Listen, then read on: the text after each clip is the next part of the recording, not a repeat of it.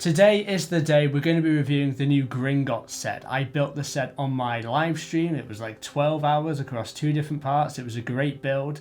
And now we get to review the set. This set itself comes with 13 minifigures and costs over $400 or £370 in the UK to be specific. I mean, is this set better than the Diagon Alley? Well, we're going to find out in this video, but I've been looking forward to this Gringotts set for a long time, as you guys know, so without further ado, let's get into this review. So going on to the minifigures, and we're going to start with Harry Potter, of course. Unfortunately, this minifigure isn't too great. We don't have any arm printing, we don't have any leg printing, we don't have any dual molded elements, but it's a pretty accurate figure to the scene, so I'm not too bothered, but I do wish we would have got the invisibility cloak in this set, because Harry wears it in the scene where he enters Gringotts with Grip Hook, and for a $400+ set, I would expect that to be included. However, we do have a nod to the scene where Harry and co go under the waterfall, which removes their disguises, by the alternative face print where we have Harry looking all scared with water droplets. Speaking of disguised characters, here is Hermione Granger dressed as Bellatrix Lestrange, and I think she looks great. We also have some skirt printing, which is the first time we've had skirt printing on a Bellatrix Lestrange minifigure, ignoring the CMF variant, since 2010, and there is the alternative face print, again with water droplets on her face with a new hair mold as well. Going on to Dragomir Despard, I think this minifigure looks fine. We have some leg printing. Going on to the back printing, we do have some back printing as well. And then the alternative face print with the Ronald Weasley hairpiece, of course, does have some water droplets on the face. Now we do have quite a few goblins in this set, going on to the first one. And with this one, unfortunately, you do have to stud him in because he can't actually stand up on his own if he's got this thing in his hand. And I think the printing on this minifigure does look really fine. And then there is the back printing as well. We do have some dual modded arms to go along with that minifigure. However, the face print is actually not unique and is used by another goblin, that goblin being this one.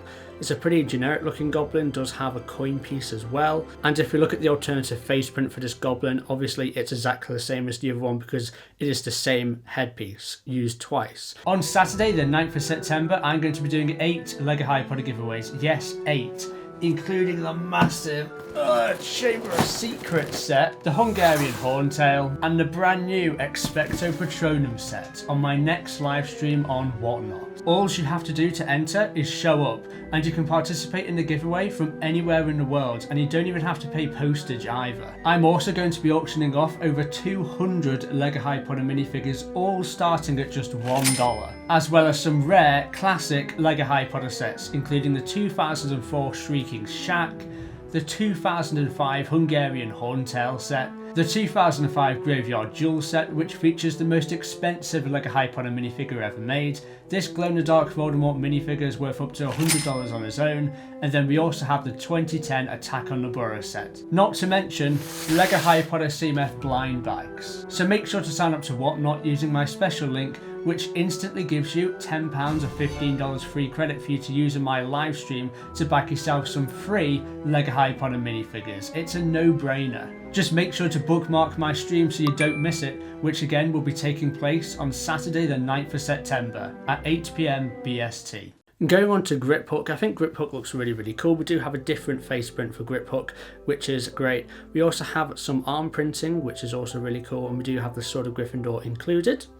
Going on to this third goblin, he looks like more of a manager style goblin. We do have those glasses, and I think this minifigure looks really cool.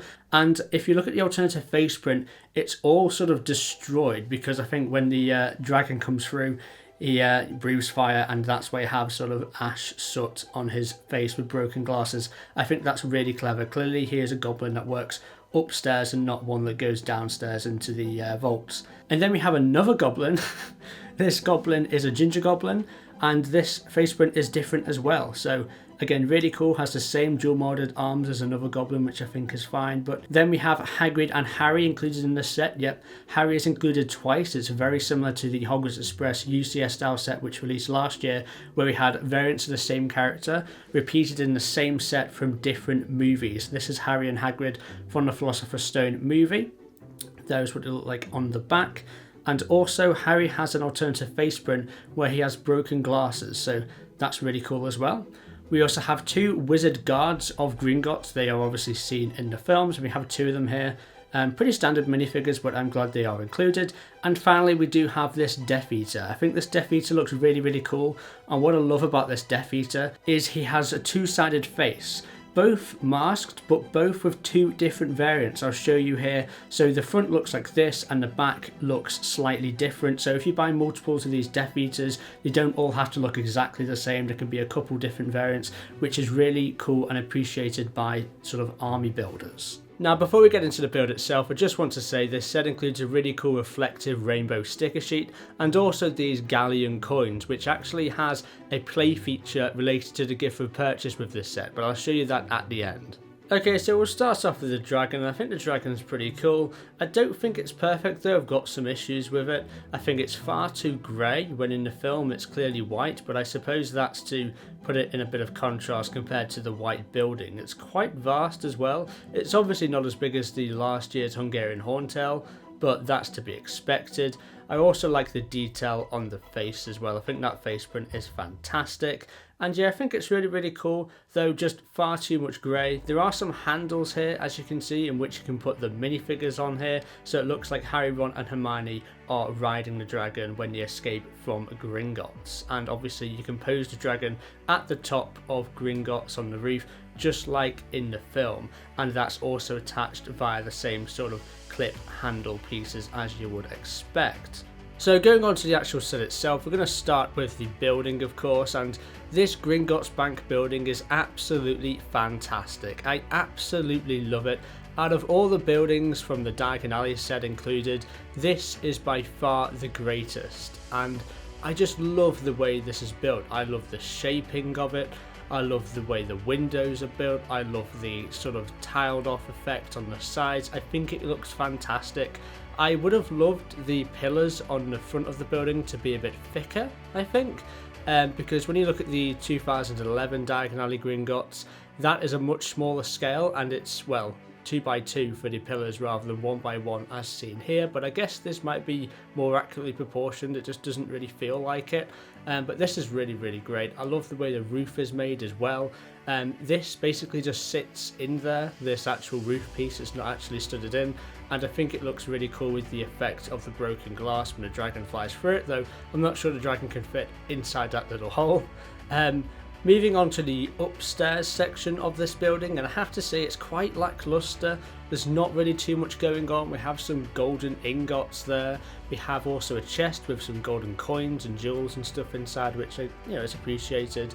And on the left hand side we just have a random desk and a book. It's quite bland, to be quite honest. I would have loved this floor to be a solid floor without a hole in it, and basically you would have a massive bank vault where the bank keeps all its sort of jewels and stuff like that, and have a full interior. That would have been greatly appreciated, but it is what it is. Going on to the bottom floor, this is obviously much bigger. We do have that chandelier hanging down as well, and some really cool pretty patterns on the floor. And we also have the bank desks, and I think they work quite well. We also have some of those rainbow glass stickers on the walls. Going around the exterior of this section, we also have some really cool stickers on the sides, as you can see here with the posters, the dark mark.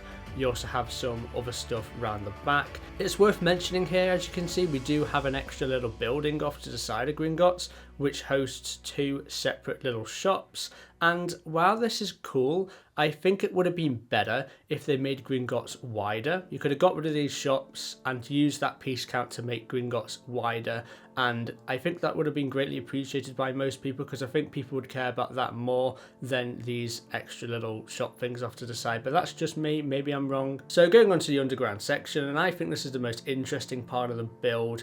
The way this is constructed is not as you would expect. There's not much Technic in here. In fact, there's only 2 Technic beams. The rest of it is just brick built, but it is, I can say, very, very sturdy indeed to hold up that 32x32 base plate. We also have some vaults. Unfortunately, the size of these vaults aren't very great, to be honest.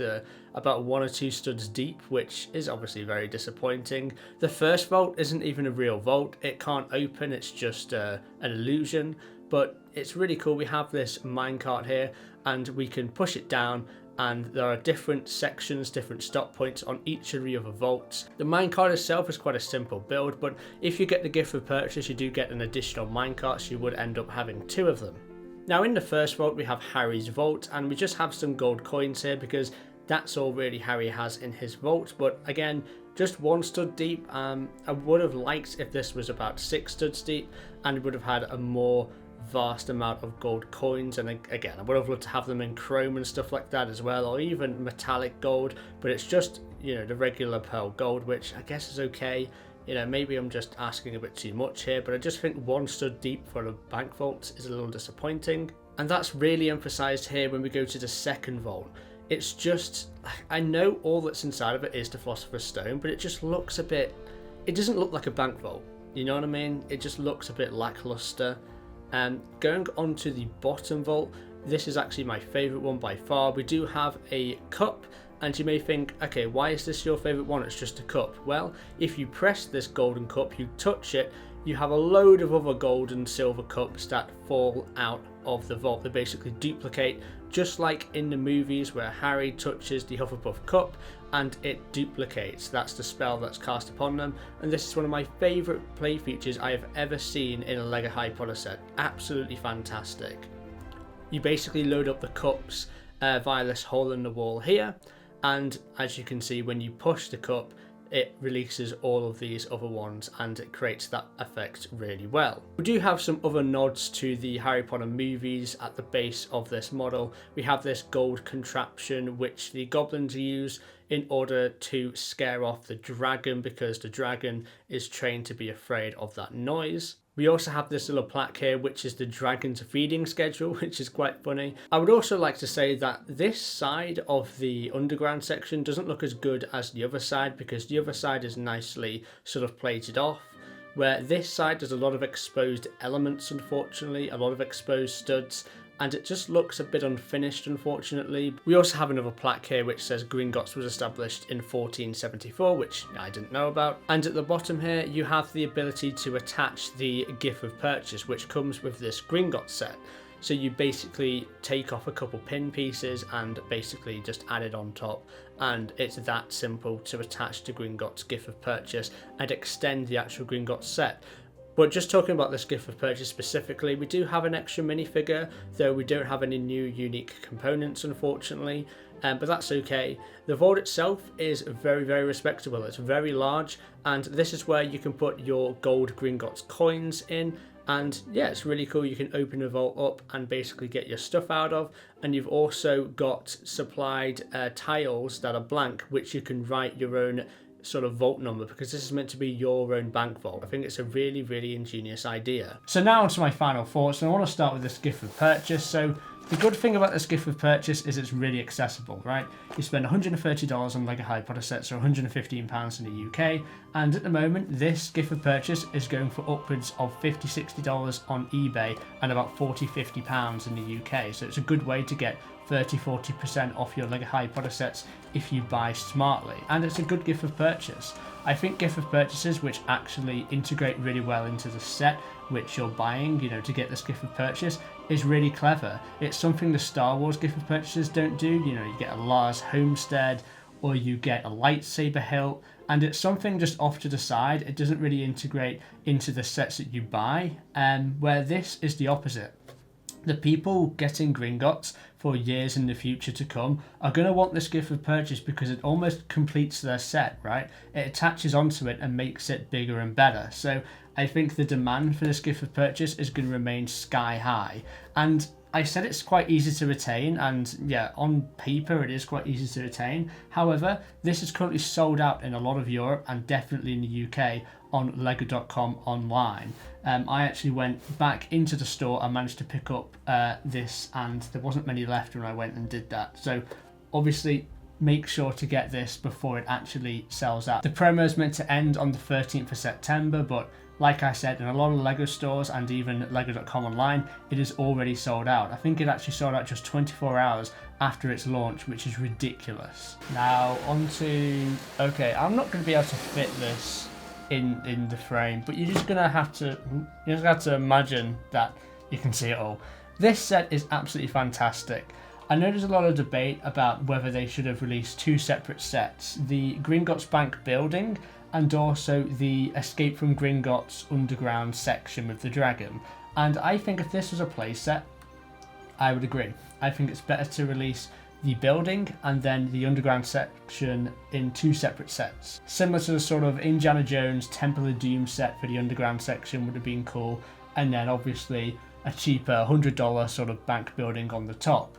However, this is not a playset, this is a UCS set, and I think if they just did the building, is what a lot of people are suggesting, as a UCS set, I think it would be very underwhelming on its own. You know, we're just talking about a building here, a white building. That on its own is not an impressive UCS style 18 plus set. It just isn't. But they've decided to be bold here. They've decided to be daring and make something really cool and iconic that stands out and catches people's eye. And it certainly does that. And I'm not going to knock them for that, but I understand the criticism regarding splitting it into two different sections. Do I think it's better value for money than Diagon Alley? No, I don't think so. I think Diagon Alley provides better value for money.